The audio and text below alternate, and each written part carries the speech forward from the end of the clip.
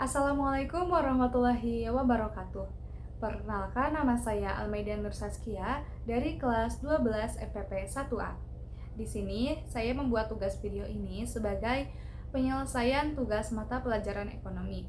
Di sini saya akan mempresentasikan sebuah materi yaitu mengenai perdagangan internasional.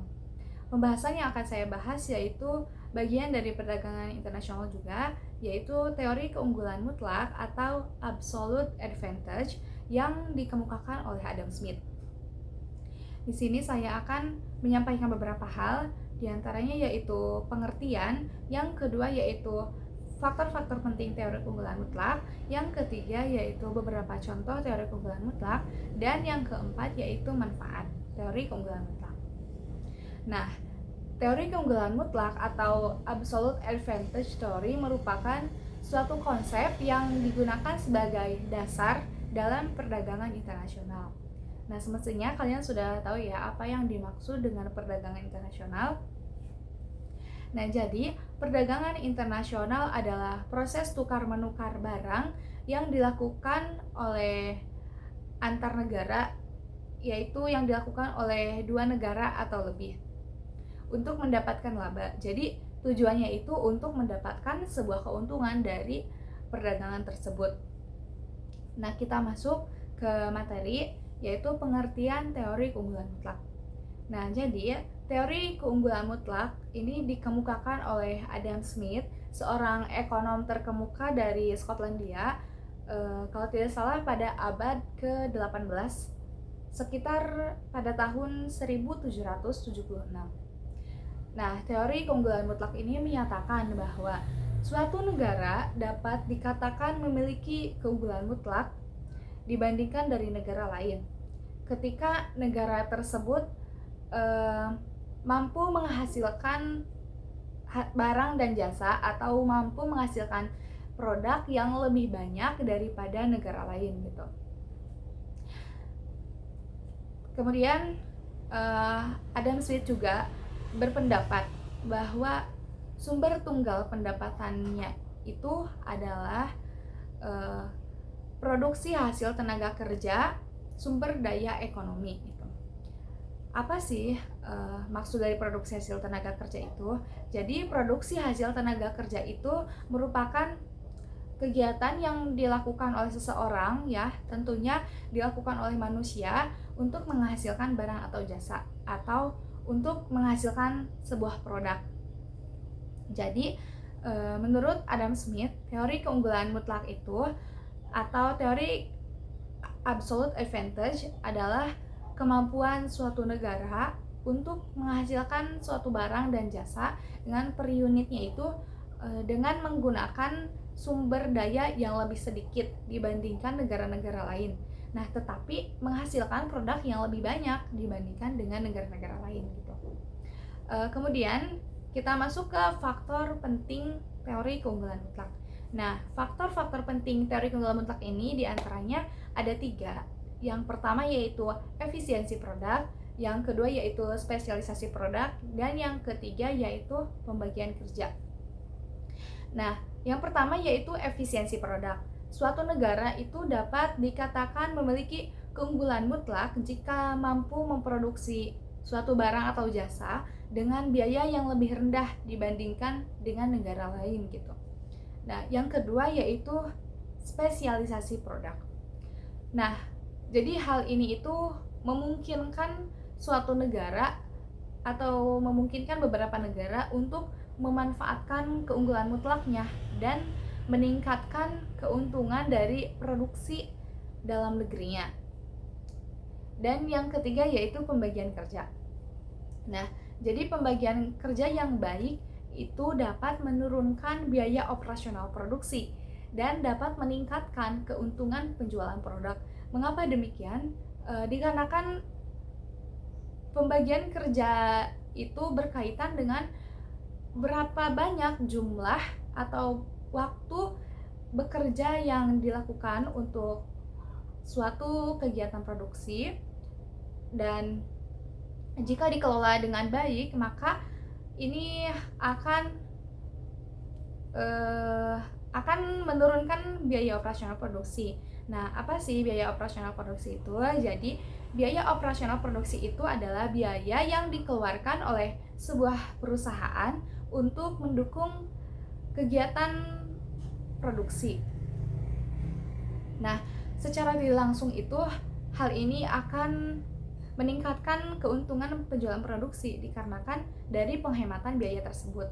Contoh biayanya itu seperti biaya gaji karyawan, biaya bahan baku, biaya pengiriman dan lain-lain. Nah, kita masuk ke contoh-contoh. Nah, di sini terdapat contoh data dari dua negara yaitu Vietnam dan juga Indonesia. Nah, jadi di Vietnam itu menghasilkan 3.000 kg beras, sementara Indonesia itu menghasilkan 1.700 kg beras. Nah, yang kedua yaitu tekstil. Di bidang tekstilnya, Vietnam itu menghasilkan 1.500 meter, sedangkan di Indonesia itu menghasilkan 2.500 meter. Nah, dari data yang tadi saya sebutkan itu, seorang pekerja di Vietnam dapat menghasilkan beras lebih banyak ya daripada seorang pekerja di Indonesia.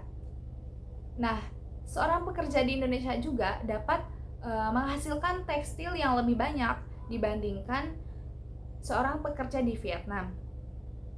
Sehingga dari sana kita dapat menyimpulkan bahwa Vietnam secara mutlaknya itu lebih efisien ya dalam produksi beras, sedangkan Indonesia secara mutlaknya itu lebih efisien dalam menghasilkan produksi tekstil.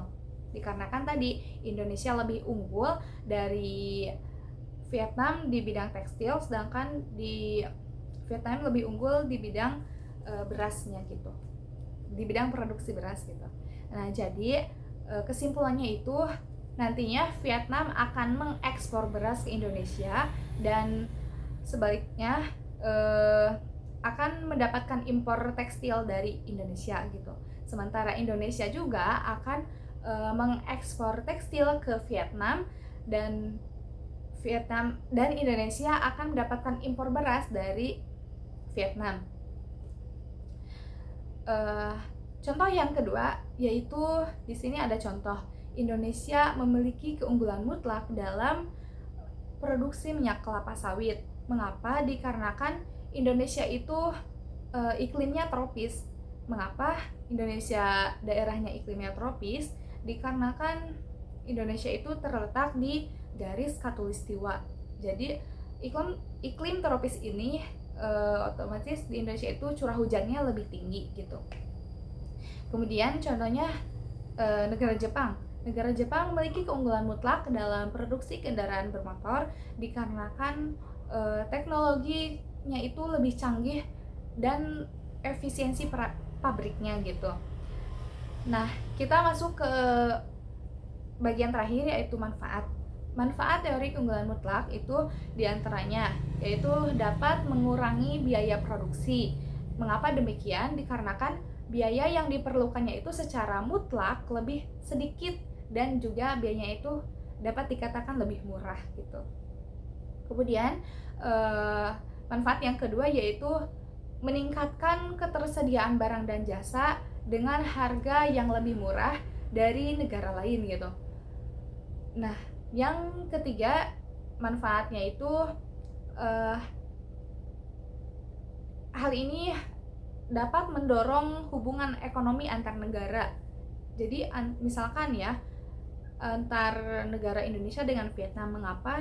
Karena dengan saling mengekspor dan mengimpor barang dari berbagai negara gitu. Jadi nantinya akan saling melengkapi suatu negara dengan negara lain gitu.